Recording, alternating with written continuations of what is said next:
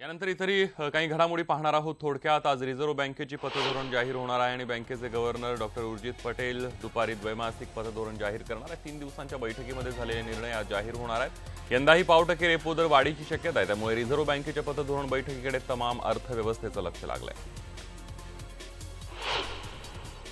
मान्सूननं ओढ दिल्याचा फटका आता गावांसोबतच शहरांनाही बसणार आहे। मुंबईकरांच्या डोक्यावर भविष्यात पाणी कपातीची तलवार आहे। मागच्या वर्षीच्या मानानं मुंबईला पाणी पुरवठा करणाऱ्या धरणातला पाणीसाठा यंदा 8 ते 10% कमी आहे। सध्या मुंबईकरांना 336 दिवस पुरेल इतका पाणीसाठा शिल्लक आहे।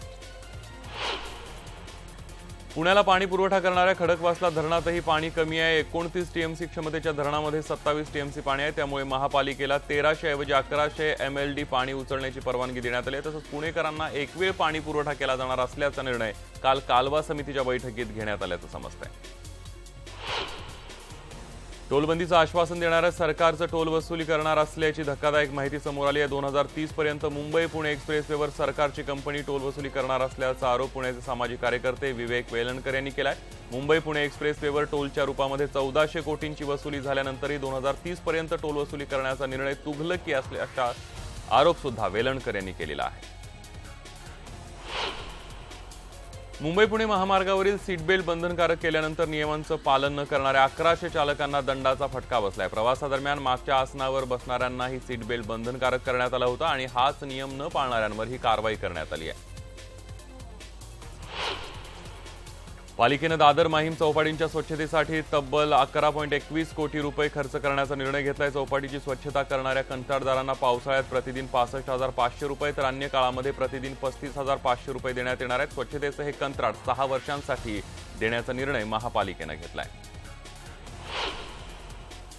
वातावरणातील बदल आणि वाढलेल्या उष्णतेमुळे मुंबई डेंग्यूच्या रुग्णांची संख्या चांगलीच वाढली आहे। पालिकेच्या आरोग्य विभागाने दिलेल्या माहितीमध्ये 16 सप्टेंबरपर्यंत डेंग्यूच्या रुग्णांची संख्या 213 वरून सप्टेंबर अखेरपर्यंत 398 वर पोहोचली। यामध्ये 5 जणांचा मृत्यू झालेला आहे। दरम्यान सप्टेंबर महिन्यामध्ये डेंग्यूचे 3721 रुग्ण सापडले। थोडक्यात बाबरी मशिदीचा ढाचा पाडण्यासाठी शिवसेना प्रमुख बाळासाहेब ठाकरेंनी शिवसैनिकांना आदेश दिले, त्यामुळे आता राम मंदिर उभारणीसाठी शिवसेनेनं पुढे यावं असं आवाहन महंत जन्मेजय शरण दास यांनी केलंय। तसंच भाजपचं सरकार राम मंदिर उभारणीमध्ये टाळाटाळ करत असल्याचा आरोप त्यांनी यावेळी केलाय। माननीय उद्धव ठाकरे जी ने ये कहा कि रामलला हम आएंगे, मंदिर वहीं बनाएंगे, लेकिन तारीख नहीं बताएंगे। तो मैंने मंत्रणा के साथ ये कहा कि आपका स्वागत है। सरकार केंद्र में भी है, प्रदेश में भी है और न्याय नगर पालिका में भी चेयरमैन भी आपके हैं, राष्ट्रपति महोदय भी आपके हैं। तब अब कोई बहाना की बात नहीं समझ में आ रही है। यदि अब लंबित हो रहा है तो इसमें टाल मटोल करके आप किसी न किसी की वोट लेकर के नहीं बनाना चाहते हैं। बलात्काराचं प्रकरण फुटबॉलपटू क्रिस्टियानो रोनाल्डोला चांगलंच भोवणार असल्याचं दिसते, कारण स्कॉटलंड आणि पोलंड विरुद्ध होणाऱ्या 2 आंतरराष्ट्रीय सामन्यातून पोर्तुगालनं त्यांचा स्टार खेळाडू रोनाल्डोला वगळलंय। रिअल माद्रिदच्या या माजी खेळाडूला सप्टेंबरमध्ये या आंतरराष्ट्रीय सामन्यातून विश्रांती देण्यात आली होती। रशियाचे राष्ट्राध्यक्ष व्लादिमीर पुतीन 2 दिवसांच्या भारत दौऱ्यावर आलेत। काल पुतीन यांचं विमानतळावर परराष्ट्र मंत्री सुषमा स्वराज यांनी स्वागत केलं। यानंतर पुतीन यांनी मोदींच्या निवासस्थानी जाऊन भेट घेतली। दोन्ही नेत्यांमध्ये रात्री डिनर पे चर्चा देखील रंगली। आज या दोन्ही नेत्यांमध्ये द्विपक्षीय चर्चा होणार आहे। यावेळी महत्त्वाच्या करारावर स्वाक्षऱ्या होण्याची शक्यता आहे।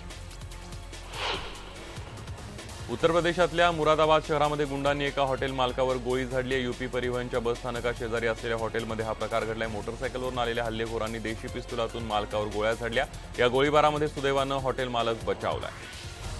तर नवाजुद्दीन सिद्दीकी सध्या बाळासाहेब ठाकरे यांच्या बायोपिक सिनेमावर काम करतोय, हे तर सगळ्यांनाच माहीत आहे। या सिनेमाचं शूटिंग मागेच संपलंय, मात्र आता नवाजने या सिनेमाच्या डबिंगला सुरुवात केली आहे। नुकतीच त्याने त्यांच्या सोशल मीडिया अकाउंटवरून चक्क मराठीत पोस्ट टाकून माझ्या समस्त भावांनो आणि भगिनींनो आजपासून डबिंगची सुरुवात केली आहे असं पोस्ट टाकली आहे। सोनाली बेंद्रे सध्या न्यूयॉर्कमध्ये कॅन्सरवर उपचार घेते, मात्र तिने नुकतीच इंडियाज बेस्ट ड्रामेबाज या टीव्ही शो मधील लहान मुलांसाठी एक खास मेसेज पाठवलाय।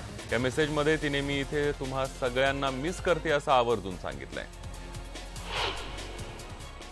लैंगिक शोषण हे बॉलिवूडमधील कटू सत्य असल्याचं मत अभिनेत्री काजोलनं व्यक्त केले. नुकत्याच एका कार्यक्रमात ती सहभागी झाली असता तिला याबाबत प्रश्न विचारण्यात आला. यावेळी आजवरच्या आपल्या करिअरमध्ये आपल्याला असा अनुभव आलेला नाहीये, मात्र अनेकींना या परिस्थितीतून जावं लागलं असल्यानं बॉलिवूडमधलं हे कटू वास्तव असल्याची कबुली काजोलनं दिली आहे. सनी लिओनीला नुकत्याच एका कार्यक्रमात बॉलिवूडच्या स्टारच्या आयुष्यावर बायोपिक बनवले तर त्याची नावं काय असतील असा प्रश्न विचारण्यात आला. यावर अजिबात न डगमगता तिने फार इंटरेस्टिंग नावं सांगितले. शाहरुख खानच्या बायोपिकला द शाह लाईफ असं नाव तिने सुचवलंय, तर सलमान खानसाठी मसलसार असं नाव सुचवलेलं आहे. यानंतर बुलेटिनमध्ये इथंच थांबूया. ताज्या बातम्यांसाठी पहा फक्त न्यूज 18 लोकमत.